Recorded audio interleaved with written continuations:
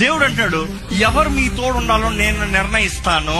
అందుకే హల్లెలూయా చెప్పంటాడు. హల్లెలూయా చెప్తారు. ఇప్పుడు దేవుడు అంటాడు, నీకు అక్కర్లేనోడు నేను పెట్టను నీ పక్కన. ఈరోజు చాలా మందికి ప్రశ్నలు ఉన్నాయి. ఈ మనిషి నన్ను విడిచిపోయాడు, నేనేం తప్పు చేశా, నేనేం మోసం చేశా, నేనేం అన్యాయం చేశాను, నన్ను విడిచిపోయారు, నేను మంచి కదా కోరాను.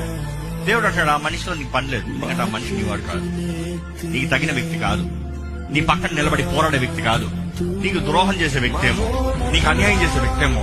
దేవుడు అంటాడు, నేను తుడిచివేసేస్తాను. నేను పరీక్ష పెట్టి నీ జీవితంలో ఎవరెవరు అక్కర్లేదో వాడిని తీసివేసేస్తాను. అందుకని మన దేవుని స్తుతించాలండి. కొంతమంది మనుషులు మన జీవితాన్ని విడిచిపోతారు.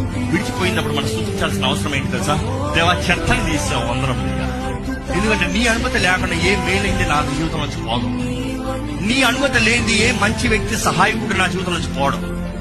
నువ్వు కోరిన వ్యక్తి ప్రతి ఒక్కరు నా జీవితంలో ఉంటారు. నీ చింతనలో లేని వారు మాత్రం పోతారు. అది నీవే చేస్తున్నావు, నీకే వందనాలు.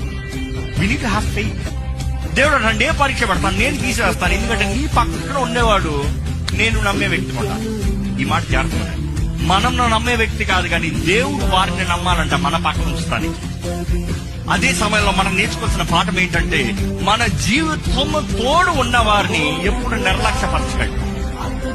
మనకు అక్కర్లేని వారిని దేవుడు మన జీవితం నుంచి తీసివేస్తాడు.